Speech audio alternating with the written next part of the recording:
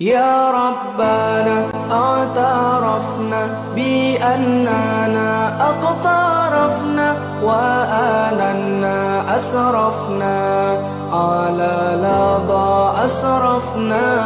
يا ربنا اعترفنا بأننا اقترفنا وآننا أسرفنا على لظى أسرفنا.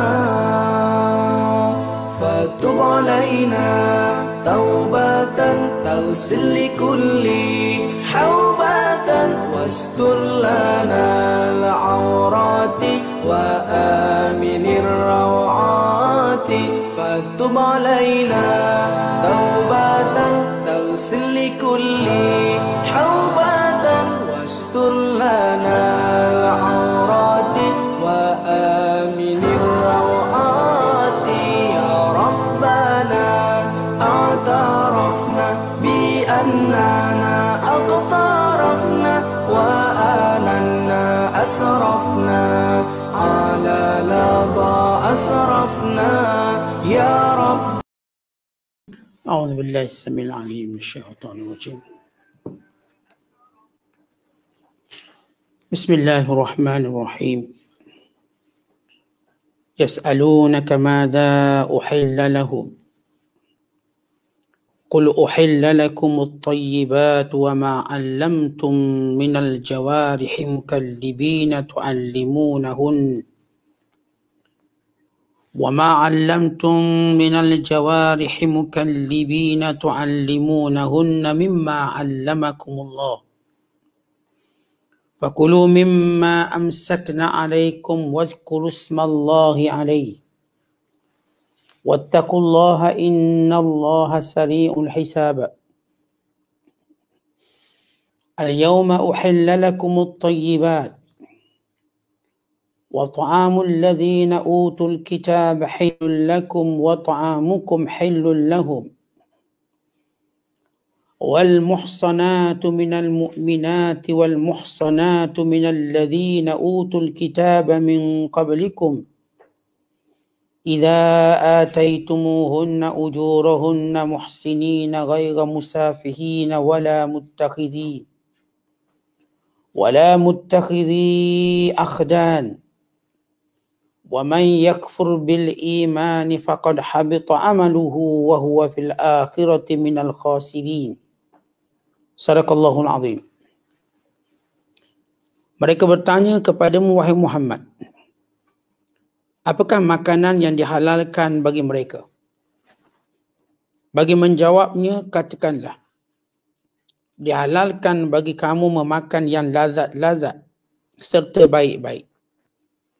Dan buruan yang ditangkap oleh binatang-binatang pemburu yang telah kamu ajar untuk berburu. Mengikut cara pelatih-pelatih binatang pemburu. Kamu mengajar serta melatihnya adab peraturan berburu sebagaimana yang telah diajarkan Allah kepada kamu. Oleh itu makanlah dari apa yang mereka tangkap untuk kamu dan sebutlah nama Allah atasnya ketika kamu melepaskannya berburu. Dan bertakwalah kepada Allah dengan memelihara diri dari makanan yang diharamkan Allah. Sesungguhnya Allah maha cepat hitungan hisabnya. Pada masa ini dihalalkan bagi kamu memakan makanan yang lazat-lazat serta baik-baik. Dan makanan sembelihan orang-orang yang diberikan kitab itu adalah halal bagi kamu. Dan makanan sembelihan kamu adalah halal bagi mereka. Tidak salah kamu memberi makan kepada mereka. Dan dihalalkan kamu berkahwin dengan perempuan-perempuan yang menjaga kehormatan di antara perempuan-perempuan yang beriman. Dan juga perempuan-perempuan yang menjaga kehormatannya dari kalangan orang-orang yang diberikan kitab dahulu daripada kamu. Bila kamu beri mereka mas kahwinnya, sedang kamu dengan cara yang demikian bernikah bukan berzina. Dan bukan pula kamu mengambil mereka menjadi perempuan-perempuan simpanan. Dan sesiapa yang ingkar akan syariat Islam, sesudah ia beriman maka sesungguhnya gugurlah amalnya yang baik. dan adalah ia pada hari akhirat kelak dari orang-orang yang rugi. Ayat yang keempat dan kelima surah Al-Ma'idah. Surah yang kelima pada juzuk yang keenam yang kita bacakan pada malam ini masih lagi menceritakan tentang makanan-makanan yang halal.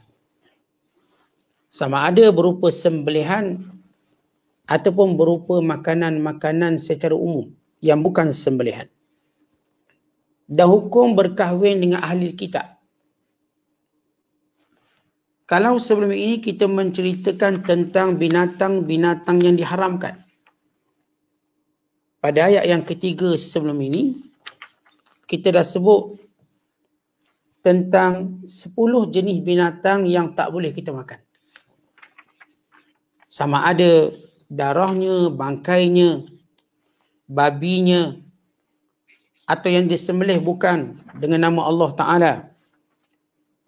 Dan binatang yang mati kerana tercekik, binatang yang mati kerana jatuh atau kerana dipukul, binatang yang mati kerana belaga, atau binatang yang dimakan oleh binatang-binatang buas yang lain. Maka bila disebut tentang makanan-makanan yang diharamkan, maka secara automatik jiwa nak tahu yang halalnya apa. Kalau seorang berkata, okey, saya nak bagi taklimat, ni tak boleh, ni tak boleh, ni tak boleh, ni tak boleh. Maka kita automatik akan bertanya apa yang boleh. Maka Allah menjelaskan di sini tentang apa yang boleh. Kerana bila disebut tentang 10 jenis makanan ataupun binatang atau sembelihan yang tak dibenarkan makan. Maka kerana manusia, tuan-tuan sekalian, bila dilarang, jiwanya akan rasa tertekan. Sebab dia nak hidup tanpa ada larangan.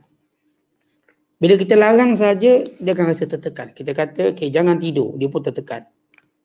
Kita kata, jangan bising, dia pun rasa tertekan. Jangan cakap banyak, dia pun tertekan. Maka lihat bagaimana Allah merawat jiwa manusia, fitrah manusia.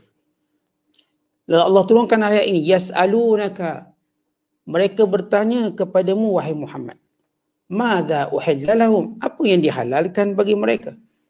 Qul, katakan kepada mereka wahai Muhammad, uhilla lakumut thayyibat, semua benda halal yang lain dihalalkan.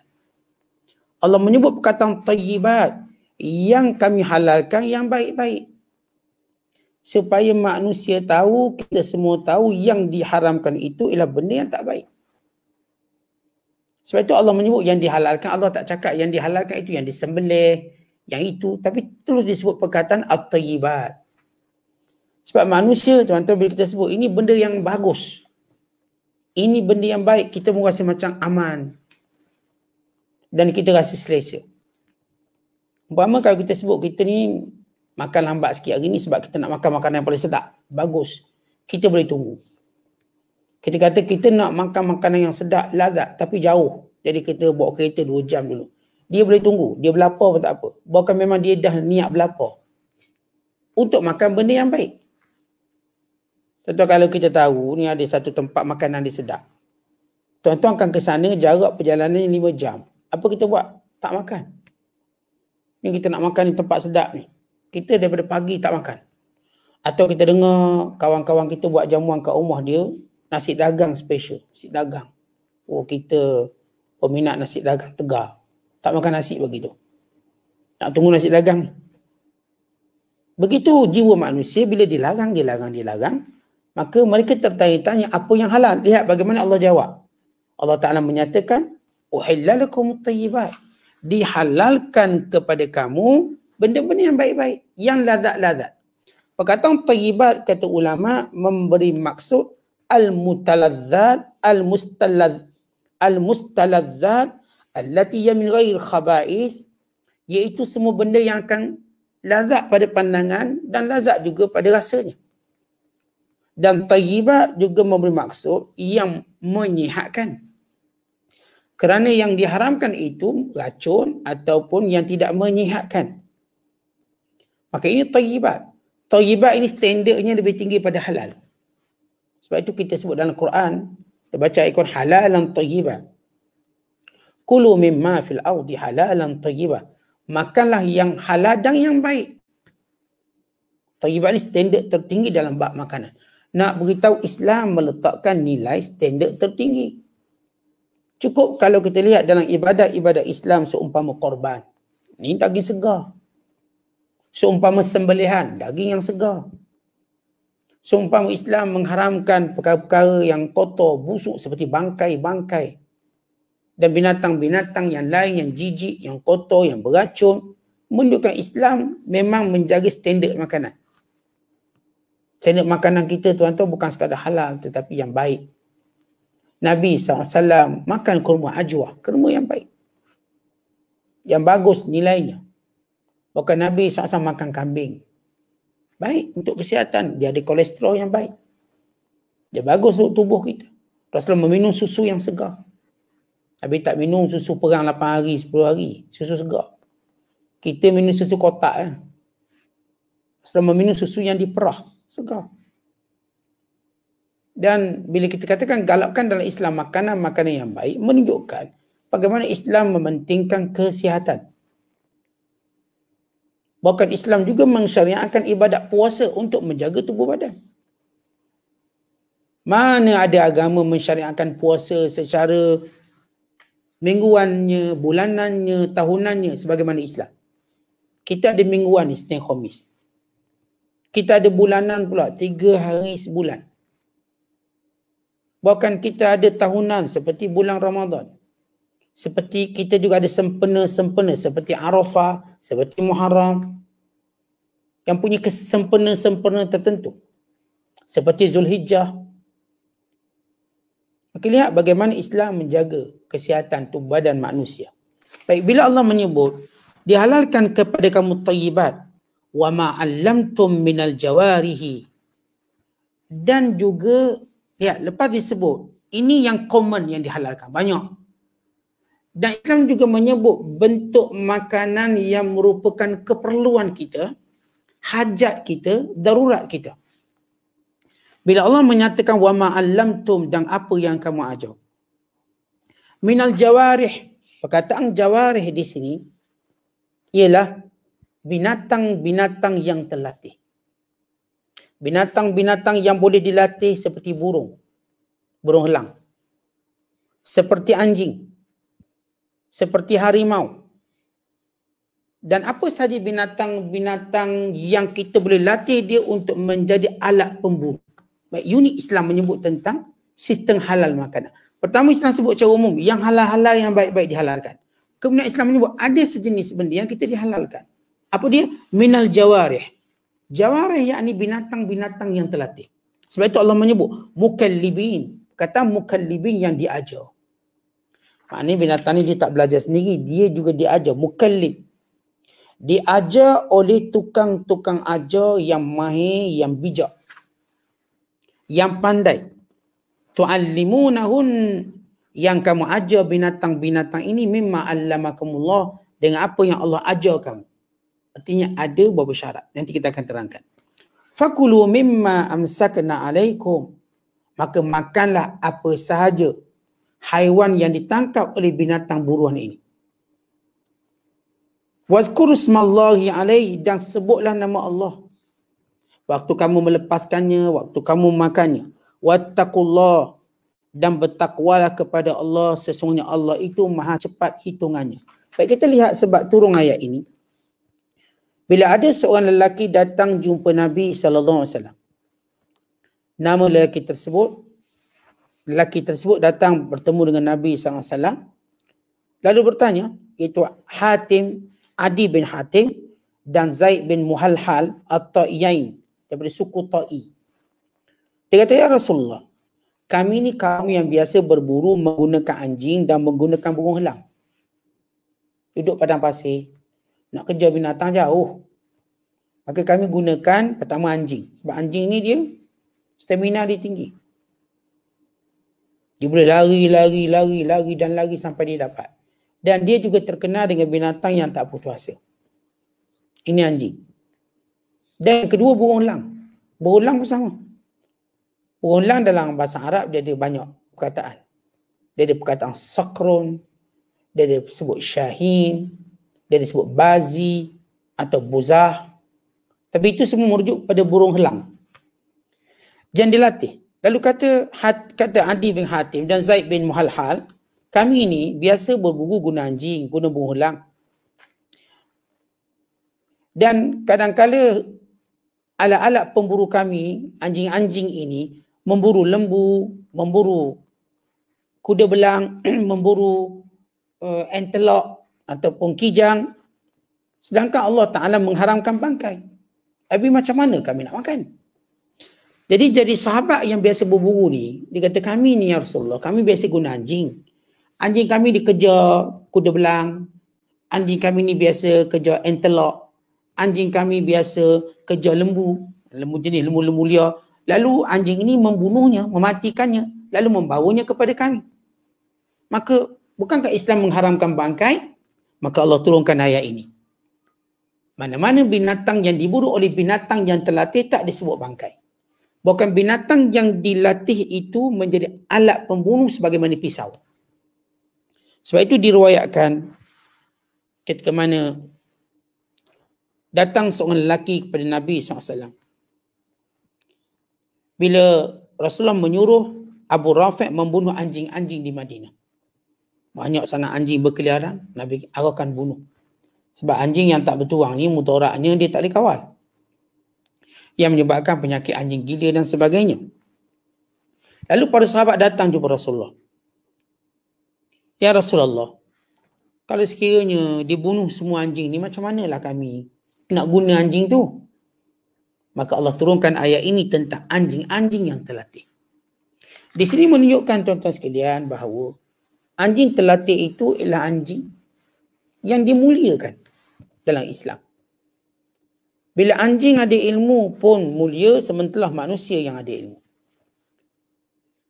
Bila kita sebut tentang boleh makan binatang yang diburu oleh anjing, yang diburu oleh burung helang, dengan syarat pertama, kata ulama, an takunal jawarih muallamah. Mesti anjing tu, berulang tu dilatih, diajar. Bukan datang anjing mana-mana, dia pun tangkap ayam, dia pun tangkap binatang buruan, dia pun bagi kat kita. Itu tak boleh, itu najis. Itu bangkai. Ini anjing yang memang dilatih khas. Anjing ini jenis yang boleh dilatih. Yang kedua, orang yang melatihnya ni orang yang mahir. Ayakuna man yu'allimuha mahiran fit ta'lim mudarriban fihi. Yang mengajar anjing, yang mengajar burung elang ni mesti orang mahir.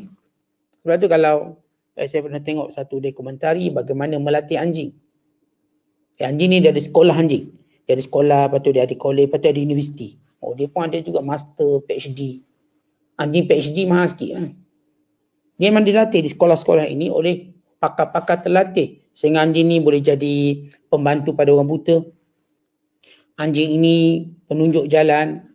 Anjing yang untuk menjaga tempat itu dan ini. Anjing untuk berburu. Semuanya dilatih berdasarkan keperluan. Ya, asalnya tuan-tuan memelihara anjing ini diharamkan dalam Islam. Melainkan bila mana ia berkait dengan keperluan. Anjing ini memang haram kita beli anjing. Melainkan bila mana ada keperluan seperti untuk menjaga binatang ternakan ataupun untuk jadikan alat pemburu. Sabda Nabi SAW, man iqtana kalban illa kalba saydin aw masyiatin naqasa min ajrihi kulla yawm qiratan.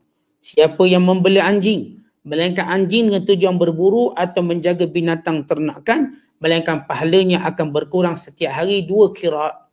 Bila sahabat bertanya apa itu 2 qirat, artinya 2 seumpama 2 gunung Uhud. Bayangkan pahala kurang banyak setiap hari beli anjing. Setiap hari tu pahala. Maka hukumnya haram membeli anjing melainkan ada tujuan. Tujuan pertama itu kalbu saidin untuk pemburuan. Yang kedua kalbu masyiatin untuk menjaga binatang ternakan. Setengah ulama mengiaskan juga untuk menjaga keselamatan. Maka harus. Tapi kalau yang polis yang beli anjing untuk cek dadah atau sebagainya, sehingga polis dia ada satu unit, mereka namakan sebagai unit K7 kalau tak silap saya. K7 ni unit anjing. Untuk apa? Untuk cek dadah, memburu penjenayah. Habis yang beli anjing ni, yang jaga anjing ni, misalnya, biasanya dia akan utamakan anggota yang bukan Islam. Tapi ada juga anggota Islam. Apakah kurang pahala dia? Tak kurang pahala dia. Sebab ia ada maslahat.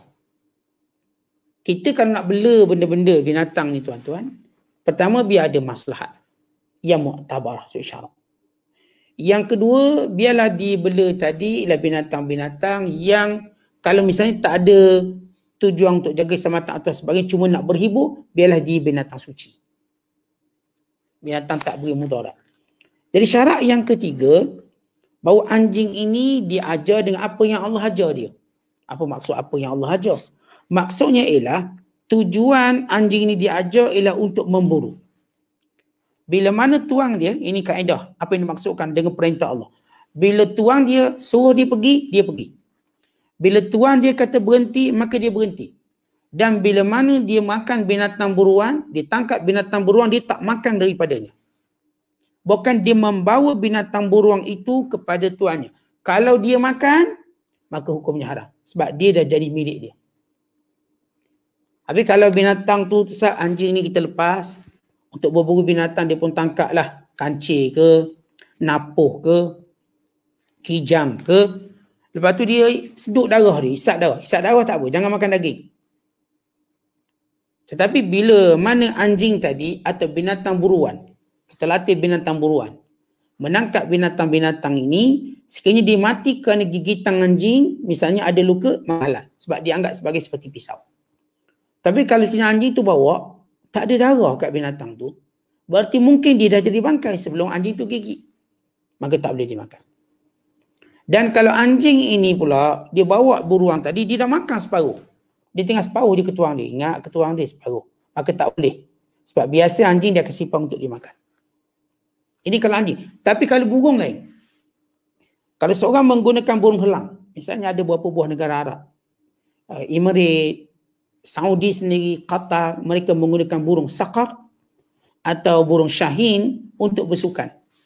Bukan untuk berburu, menangkap burung-burung dan sebagainya. Maka kalau sekiranya burung tadi kita lepaskan, lalu dia pun makan, burung tadi tangkap arnab misalnya. Dia tangkap arnab, dia makan sikit. Ada baki, boleh makan. Sebab apa? Biasa burung ni dia bukan macam anjing. Dia tak akan makan habis. Anjing masih sifat dia makan habis. Dia akan simpan untuk dia. Itu bezanya di situ. Maka maksud yang diajak oleh Allah, bila dihantar pergi berburu, dia pergi. Kalau dia kata, okey, nama apa? Johnny. Saya ingat dulu, atuk saya bela 2 ekor anjing. Satu nama Jong, satu nama Johnny. Jong Johnny. Popular lah kalau anjingnya Muhammad Saleh. Nampak standard sikit nama Muhammad Saleh. Jong Johnny. Itu kalau ada orang bagi nama Jong tu, malu tu. Okay. Bila kata, duduk, dia duduk. Pergi sana, dia pun pergi sana. Sebab dia terlatih. Dia latih setiap hari. Dia faham, nama dia pun dia faham. Maka kalau sekiranya anjing ini yang kita sebut, diajak oleh Allah, yang dimaksudkan apa yang Allah syaratkan. Apa dia? Bila dia suruh anjing, pergi, maka dia pergi. Berhenti, maka dia berhenti. Bila dia gigit pula binatang tadi, kalau dia makan, maka tak boleh. Kalau tak makan, memang untuk kita. Tetapi kalau sekiranya binatang anjing tadi, dia bawa kat kita, masih hidup, maka wajib disembelih. Tak boleh kita biarkan dia mati. Tapi kalau datang dah mati, maka cukuplah yang dilakukan oleh anjing tadi, maka halal. Kalau orang kita kan, kita mazhab Syafi'i. Ustaz, kan dia ni najis mulut dia tu. Maka kita sama, sertu. Dengan 7 bilasan air, satunya adalah tanah. Ini dalam mazhab kita. Tapi daging tu boleh dimakan. Kerana itu Allah menyebut fakulu mimma amsakna alaikum. Makanlah apa yang memang dipegang untuk dibawa pada kamu. Tetapi dalam jumhur ulama berpandangan wajib menyebut bismillah ketika mana melepaskannya. Tapi dalam mazhab kita Syafi'i hukumnya adalah sunat. Waktu lepaskan anjing, lepaskan burung helang, sunat. Disebut bismillahirrahmanirrahim atau bismillah, pergi. Maka dia pun pergi.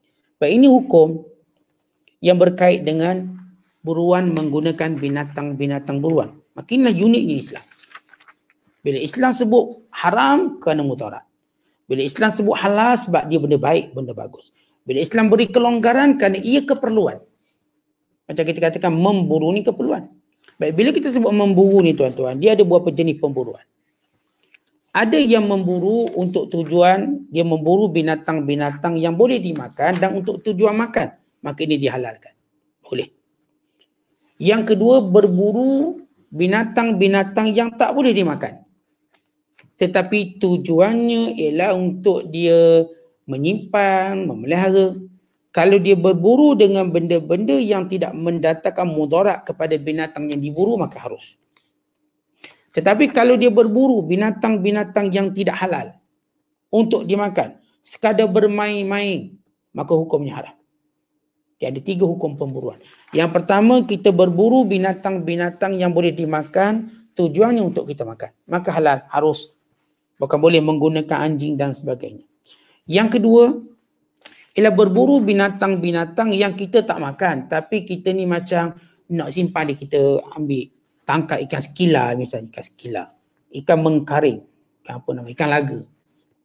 Orang tak cari ikan laga nak makan, nak goreng masak 3 rasa, tak ada. Ikan laga. Atau kadang-kadang adalah kita cari binatang seperti mengkarung. Kita tangkap mengkarung. Atau binatang-binatang lain. Tujuannya kita saja nak pelihara. Boleh dengan syarat tidak menggunakan cara yang membahayakan binatang, yang boleh membunuh binatang. Kita nak memburu rama-rama. Boleh pakai jaring, pakai net. Dia tak rosakkan dia. Tapi kalau sampai kepok dia patah dan sebagainya, hukumnya haram. Sebab itu bukan keperluan muktabar. Ya, kalau nak berburu binatang-binatang yang tak boleh dimakan dengan tujuan untuk simpanan, untuk kita cari kelinci ke, kita nak buru musang ke, atau apa-apa binatang kita tak nak makan, dan binatang tu memang tak boleh makan. Saja nak simpan, nak buat zoo kat rumah. Tanah lapang, sebab lalang pun dah tinggi macam hutan, alang-alang biar jadi zoo terus. Dia belalah binatang 3-4 ekor. Biar nampak real, safari park. Rumah kena lock, lalang setinggi pinggang. Jadi nak potong malas. Nak nampak bagusnya, cari binatang, lepas kat situ, jadi zoo, mini zoo. Nanti boleh kenakan tiket RM5 masuk. Kaya juga kita. Ada manfaat juga lalang tu. Baik. Jadi kalau sekiranya nak tangkap binatang-binatang yang kita katakan tak boleh dimakan, maka jangan tangkap dengan cara membahayakan binatang. Yang ketiga, orang yang berburu tujuan main-main, macam ada tradisi dekat Scotland, dekat England, memburu musang menggunakan ratusan anjing, saja-saja berseronok. Kalangan raja-raja, kalangan orang ada kuasa, kalangan bangsawan, hukumnya haram. Islam mengharamkan penganiayaan binatang. Pemburuan tak ada sebab, maka tak dibenarkan. Kemudian kita selepas bercakap tentang hukum makan yang baik, kemudian pemburuan, kemudian Allah cakap tentang bab kahwin dan hubungan kita dengan ahli kitab. Yang pertama disebut hukum haram tadi kerana sifat binatang tadi. Dan ada juga sifat haram berkait dengan orang yang menyembelihnya. Misalnya lembu. Okay, lembu. Bila yang sembelih tu orang kafir, maka haram. Tapi ada tak binatang yang disembelih oleh bukan Islam jadi halal bagi kita? Ini jawapan dia. Al-yawma uhilla lakumut thayyibat. Hari ini dihalalkan kepada kamu semua benda-benda baik. Allah tegaskan sekali lagi. Hari ini maksudnya dengan penyempurnaan syariat ini dihalalkan. Kita tahu Suratul Maidah ialah surah terakhir yang turun dalam surah-surah Al-Quran. Antara surah terakhir. Selain surah Al-Fath pada juzuk yang ke-25. Untuk menunjukkan last kali sentuhannya tentang masalah makan minum. Saya dah sebut semalam, penting makan minum dalam menjaga agama, dalam menjaga akhlak, perilaku. Bahkan Al-Allamah Abdullah Nasir Alwan dalam kitab Tarbiyatul Aulad fil Islam menyebut bagaimana makanan menjadi fungsi kepada sikap dan perangai. Kalau kita makan yang liar-liar, perangai kita pun liar. Sebab tu benda-benda liar ni tak galakkan sangat kita makan. Kalau kita makan benda-benda yang begitu begini, dia memberi bahaya pada kita. Orang makan kaldai. Kenapa? Kaldai itu terkena sifat baladah, bodoh. Maka bila kita makan jadi bodoh. Ataupun kita makan misalnya binatang-binatang yang beracun, membahayakan kita. Atau makan binatang ganas, perangai kita pun ganas. Makan babi, perangai kita pun jadi seumpama babi. Jadi menyondol dia. Dia tak peduli apa benda makanan, dia kerja dia makan dia. Maka itu sifat babi, makan dia. Dan babi ini dia tak ada ghirah, dia tak ada gairah. Tak ada ghirah ni maksud cemburu. Maka bila makan babi, antara sebab kesan yang timbul pada manusia ialah hilang cemburu. Tu tak kisah bini dia orang cium ke orang peluk dia pun tak kisah. Cemburunya hilang. Sedangkan orang Islam ni tuan-tuan ada tempat yang memang kita kena cemburu. Kita tengok isteri kita bermesra dengan lelaki lain, kita kena cemburu lah. Tidak kita dayus. Isteri kita naik kereta dengan orang lain atau bonceng motor orang lain, maka haram. Dan itu patut kita cemburu. Anak-anak perempuan kita keluar mendedahkan aurat, kita patut cemburu. Biar ditutup aurat, barulah kita tenang. Maka orang kafir, kerana asbab makan babi, maka dia menyebabkan sifat-sifat cemburu tu hilang. Maka dia tak peduli sangat bila maruah tergadai. Maka ini beberapa kesan. Kita tak sebutlah kesan secara totally, tetapi antara kesan. Maka Allah Ta'ala tegaskan lagi. Al-yawm uhillalakumut tayyibat. Hari ini dihalalkan kepada kamu semua yang baik-baik. Semua yang bagus-bagus. Ini kita masukkan dengan al-yawm, arti syariat ini menyatakan tentang halal segala yang baik-baik. Maka Allah sebut antara benda yang juga dianggap baik dan keharusannya wa ta'amul ladzina utul kitab halal lakum. Makanan-makanan ahli kitab halal bagi kamu. Maksud makanan di sini tuan-tuan bukanlah makanan yang tak disembelih, itu maklum. Harus kita memakan makanan yang tidak melibatkan sembelihan yang dibuat oleh orang bukan Islam. Hukumnya harus. Sebagaimana kita meyakini tak ada unsur-unsur najis, kotoran dan sebagainya. Katakan dia buat kek, dia buat roti, dia buat benda-benda yang bukan sembelihan. Dia buat biskut, dia buat air kotak, itu dan ini. Maka ini Islam nak suruh nak tunjuk bahawa ada kelapangan kita supaya kita tak ada alasan bila kita nak melancong, nak pergi mana-mana negara bukan Islam, masih ada ruang-ruang makanan yang lain. Tetapi Allah nak sebut bahawa yang dihalalkan itu bukan sekadar makanan-makanan yang tidak disembelih. Makanan yang mengambil hukum akan sembelihan, kalau disembelih oleh ahli kitab juga halal bagi kamu. Dan makanan kamu juga halal bagi mereka. Baik, itu bab makanan. Lepas bab makanan, Allah Ta'ala menyebut tentang bab perkahwinan. Wal muhsanatul minal mu'minat, dan wanita-wanita perempuan yang menjaga maruahnya. Halal untuk kamu menikahinya. Dan wanita-wanita yang juga menjaga maruahnya di kalangan ahli kitab, Kristen yang Yahudi, min qablikum, sebelum kamu. Bila mana kamu berikan kepada mereka mas kahwinnya, maka halal. Dengan syarat, wanita ahli kitab ini ada dua syarat. Pertama, muhsinin, orang-orang yang menjaga maruah. Ghaira musafihin, bukan orang-orang yang sundal, perempuan sundal. Kata Hasan Basri, apa maksud perempuan sundal? Bila mana dilihat saja nak ngikut. Jadi cepat ngikut lelaki. Bila mana nampak lelaki, tengok lelaki. Ini macam pelacur lah. Dia ni cari pelanggan. Ini panggil musafiat, pelacur. Wala mutakhidha akhdan, bukanlah perempuan simpanan. Bukan nak jadi dia sebagai perempuan simpanan. Maka Allah Ta'ala menyebut di sini tentang beberapa hukum hakam. Pertama, masalah, selepas kita cerita tentang bab makanan, itu masalah yang berkait dengan perkahwinan. Masalah yang berkait dengan sembelihan. Maka boleh halal sembelihan ahli kitab. Untuk makanan-makanan yang lain, maka semuanya boleh. Seperti buah-buahan, roti, itu okey. Bukan sembelihannya juga boleh dimakan kalau ianya disembelih oleh ahli kitab. Siapa ahli kitab? Yahudi dan Nasara yang Allah turunkan kepada mereka kitab Taurat dan Injil. Baik. Para ulama memberi syarat. Untuk kahwin dengan ahli kitab, Kristen Yahudi, yang pertama mereka ini memang asal ahli kitab.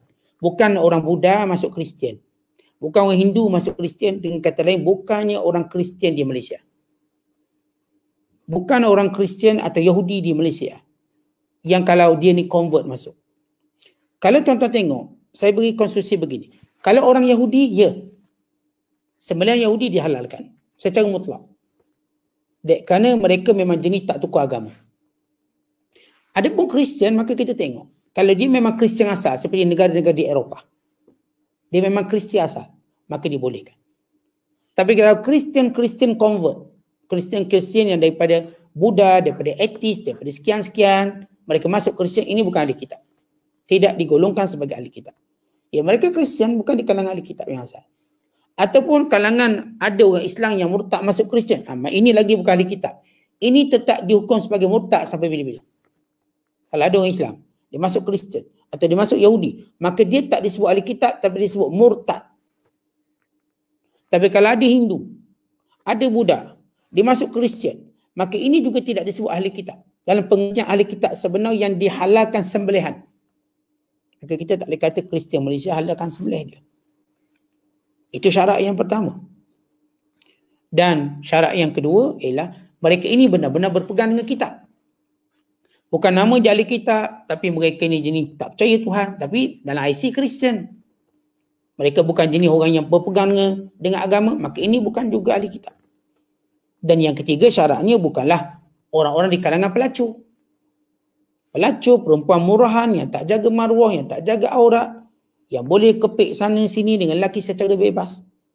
Maka ini bukan kalangan ahli kitab yang dimaksudkan dalam ayat ini. Pun begitu, setengah ulama letak syarat keempat. Bahawa kalau orang Islam nak kahwin ahli kitab, tidak membawa mudarat kepada muslimah Islam. Pernah satu ketika, Hudzaifah bin Yaman berkahwin dengan ahli kitab. Maka Umar hantar surat. Dia kata boleh sampai surat ini pada kamu, nak kamu ceraikan isteri kamu. Ahli kitab. Sebab ramai lagi perempuan Islam yang lain, aku bimbang dia akan menjadi contoh kepada orang lain. Nanti ramai orang Islam kahwin ahli kitab. Habis anak-anak dara kita, orang-orang Islam kita nak suruh nak tinggal kat mana? Kita kena utamakan orang Islam dulu. Akhirnya kita biarkan orang Islam kita tak bersuami. Habis dia nak kahwin macam mana? Ahli kitab ni tak ada masalah. Maka keharusannya lebih bersifat keperluan tertentu. Sebab itu kita lihat umat Islam seperti di Itali, di mana jumlah mereka hanya beberapa juta dan tak ramai muslimat, maka mereka bagus kahwin ahli kitab. Setengah ulama letak syarat. Syaratnya lelaki tadi yang berkahwin dengan ahli kitab ni lelaki, bukan perempuan. Perempuan haram kahwin ahli kitab. Sebab perkahwinan ini memberi maksud ada yang menguasai. Suami lebih menguasai rumah tangga. Anak-anak yang lahir. Hatta di kalangan Kristian bila orang tu kahwin, maka dia bankkan atau dinisbahkan keluarga dengan nama suami. Hilang nama dia, letak dengan nama suami. Kerana kuat suami tadi. Maka tidak boleh perempuan muslimah berkahwin dengan lelaki Kristian. Tetapi lelaki Islam boleh berkahwin perempuan Kristian sebab mereka menguasai rumah tangga. Maka ini di antara beberapa syarat berkait dengan perkahwinan dengan ahli kitab. Dan syarat-syarat ahli kitab. Lepas Allah Ta'ala menyebut tentang makanan ahli kitab, sembelihan ahli kitab. Kemudian menyebut tentang boleh berkahwin dengan ahli kitab dengan syarat-syarat yang saya sebutkan tadi. Kemudian Allah menutup ayat ini dengan berfirman, "Wa man yakfur bil iman", siapa yang kufur dengan syariat Allah ini, faqad habita amalu. Ini syariat Allah, jangan duk langgar. Jangan duk reka benda lain pula. Maka terbatas seluruh amalannya, wa huwa fil akhirati minal khasirin, maka akhirat kelak maka dia di kalangan orang-orang yang rugi. Oleh sebab itu syariat Islam ini wajib dipatuhi.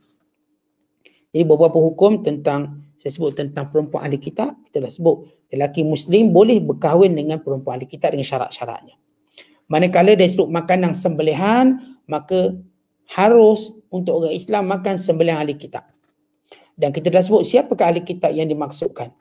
Kalangan yang masuk Kristian, tapi memang asal usulnya Kristian, keturunan Kristian. Adapun Yahudi memang mereka tak benarkan orang masuk agama mereka, maka jelas keturunan mereka memang keturunan Yahudi. Maka kalau Yahudi sembelih harus dimakan. Dimakan sembelihan tersebut. Kenapa tuan-tuan diharuskan sembelihan? Kerana asasnya mereka beriman pada Allah, pada Nabi, pada Rasul, pada hari akhirat. Dan juga bagi menjinakkan supaya orang Islam tak suka bila mana bermuamalah dengan ahli kitab. Sebab asasnya kita ada ziarah menziarahi dengan mereka untuk berbincang, berdialog. Maka makanan mereka halal, makanan kita juga halal untuk mereka. Adapun yang bukan sembelihan secara mutlak halal. Dengan mana-mana bukan Islam yang lain. Hindu ke Buddha, kalau orang Hindu ditanam pokok durian musangking halal makan. Ustaz, ini makan orang kafir. Tak, itu musangking makan. Kalau ditanam manggis misalnya, Ustaz haram, ini Buddha punya. Tak haram. Kalau dibeli tak haram. Sebab apa? Itu manggis. Sebab dia bukan sembelihan. Tapi kalau ada orang Buddha jual lembu, misalnya orang Hindu ke, dia sembelih ayam, maka jangan dimakan sebab sembelihannya sembelihan orang kafir. Tapi Ustaz, dia masuk Kristian. Masuk Kristian tidak disebut ahli kitab. Sebab itu Majlis Fatwa juga mengeluarkan panduan siapakah ahli kitab. Asalnya mereka ini ialah orang yang memang asal berpegang kitab dahulu, tak pernah berubah agama, dan mereka yang menjaga maruah diri, bukan jenis mengarut macam tu. Ini hukum hakam yang cukup istimewa dalam Islam. Bagaimana muamalah kita dengan bukan Islam, bagaimana hebatnya Al-Quran, tuan-tuan sekalian, menceritakan bab makan, minum, hukum hakam, perkahwinan, yang semuanya merupakan keperluan manusia dan juga hajat manusia. Wallahu a'lam bishawab. Assalamualaikum warahmatullahi wabarakatuh.